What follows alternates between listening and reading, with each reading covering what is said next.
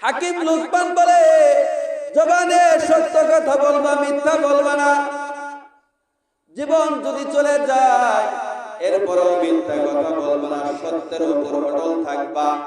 হাকিম লুকমান বন্ধুরে ডাক দেয়া কয়, বন্ধুরে 2 নাম্বার কাজ হলো জবানের হেফাজত করা। তুমি তোমার জবানের হেফাজত করবা। এ জবানে মিথ্যা বলবা না, অন্যের গীবত করবা না। জবান দিয়ে অন্যের দোষ চর্চা করা যাবে না। রাজি তো ইনশাআল্লাহ? জবানে মিথ্যা বলবা না। হাকিম লুকমান 3 নাম্বার উপদেশ দেয়। ও বন্ধু, 3 নাম্বার উপদেশ হলো হালাল খাবার খাইতে হবে। কোন খাবার? হালাল খাবার খাইতে হবে। হারাম থেকে নিজেকে বাঁচাইতে হবে। কারণ হলো হারাম খাবার খাইয়া তুমি যত ইবাদত করো, কাবা শরীফে গিয়ে ইবাদত করলেও আল্লাহ পাক রব্বুল আলামিন তোমার ইবাদত কিন্তু কবুল করবে না। যারা হারাম খায় এদের দেহ নাপাক। এই নাপাক দেহওয়ালা মানুষ কোনদিন আল্লাহ তাআলার প্রিয় হতে পারে না। হাদিস শরীফের মধ্যে আছে, আল্লাহর নবী কয়, লা ইয়াদখুলুল জান্নাতা জাসাদুন গুযিয়া বিল হারাম। যে ব্যক্তির দেহের ভিতরে হারাম রক্ত মাংস পয়দা হয়েছে, এর দেহটা নাপাক, ওর ইবাদত আল্লাহ তাআলা কবুল করে না, ওর দোয়া আল্লাহ তাআলা কবুল করে না। দুনিয়াতে যত ইবাদত করুক, ওকে আল্লাহ তাআলা পরকালে জান্নাতে নেবে না। কারণ ওর দেহটাই তো নাপাক, হারাম দিয়ে গঠিত হয়েছে। এই হারাম দেহ আল্লাহ তাআলা কোনদিন পবিত্র জান্নাতে ঢোকাবে না। এখন আমরা কি সবাই হালাল খাবার খাই? কে কে হালাল খাবার খান? হাত তোলা দেখি। আলহামদুলিল্লাহ, সবাই স্বীকার করবেন। বসে আপনারা হিসাব করলে কয়জন মানুষ যে হালাল খায় বাংলাদেশের প্রায় 80% মানুষ সুদের সাথে জড়িত। সুদটা হালাল না হারাম? আরো জোরে আওয়াজ করে বলেন, হালাল না হারাম? এই সুদ খাইয়া ইবাদত করলে আল্লাহ তাআলা কবুল করে না। ঘুষ খাওয়া হালাল না হারাম? ঘুষ খাইয়া ইবাদত করলে আল্লাহ তাআলা কবুল করবে না। আমাদের দেশে এমন অনেক মানুষ আছে, বুড়ি বুড়ি ঘুষ খাইয়া ঘুষের টাকা দিয়ে মানুষকে যাকাত দেয়। এরকম মানুষ নাই? এরকম মানুষের যাকাত আল্লাহ তাআলার দরবারে কবুল হয় না। ঘুষের টাকা দিয়ে, সুদের টাকা দিয়ে কুরবানি করলে আল্লাহ তাআলা কবুল করে না। ঘুষের টাকা দিয়া, সুদের টাকা দিয়া হজে গেলে আল্লাহ তাআলা ওই ব্যক্তির হজ কবুল করে না।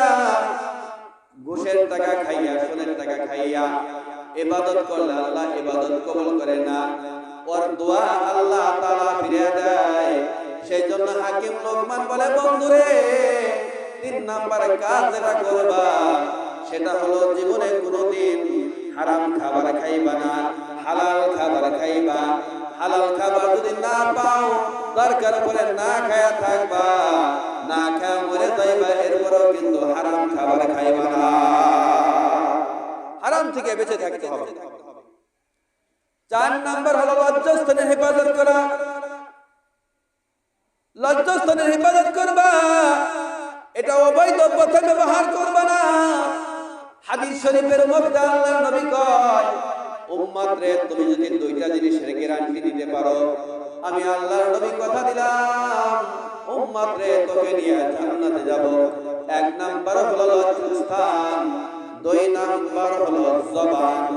জিহ্বা এবং লজ্জাস্থানের যে ব্যক্তি গ্যারান্টি দিতে পারবা, আমি পয়গম্বর তাদেরকে জান্নাতের গ্যারান্টি দিয়ে দিলাম। সুবহানাল্লাহ।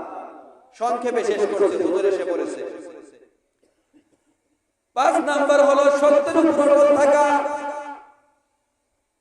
আল্লাহ তাআলার পথ, রাসূলের পথ সঠিক, এই পথটাই হলো সত্য। এই পথে অটল থাকতে হবে, সত্যের পথে অটল থাকতে হবে। হাকিম লুকমান বন্ধুরে ডাক দেয়া কয়, বন্ধু সত্যের উপর অটল থাকবা, আল্লাহ পথে থাকবা, সিরাতুল মুস্তাকিমের পথে থাকবা। যেগুলো ভ্রান্ত পথ আছে এগুলো খুঁজে যাইবা না, আল্লাহ রাসূলের দেখানো পথের মধ্যে চলবা। এরপরে 6 নাম্বার হলো ওয়াদা পালন করবা, প্রতিশ্রুতি পালন করবা, ওয়াদা খেলাফ করবা না। আমাদের দেশের মানুষেরা ওয়াদার খেলাফ করে কি করে না? বলে ভাইজান আমাকে 20 টাকা দেন, এই সকাল বেলায় দিন। তারপরে কয়েক মাস চলে যায়, লোকটার সাথে দেখা করে না। দোকান থেকে বাকি নিয়ে আসে, বলে যে বিকেল বেলায় দিয়ে যাব। দোকানদারের সাথে কয়েক বছর হয়ে যায়, দেখা করে না, আর এক দোকানে যায়। এই যে প্রতিশ্রুতি খিলাফ করলেন, এটা মুসলমানদের আদত না, এটা হলো মুনাফিকের আদত। হাকিম লোকমান কয় তুমি ওয়াদা কোনো সময় ভঙ্গ করবা না। 7 নাম্বার হলো মেহমানের কদর করবা। বাড়িতে মেহমান আসলে তাকে কদর করবা, সাধ্যমতো ভালো খাবার খাইতে দিবা, সাধ্যমতো তাকে আপ্যায়ন করবা। এটা হলো হাকিম লোকমানের 7 নাম্বার উপদেশ। 8 নাম্বার হলো প্রতিবেশীর খেয়াল রাখবা, প্রতিবেশীর সাথে ভালো ব্যবহার করবা।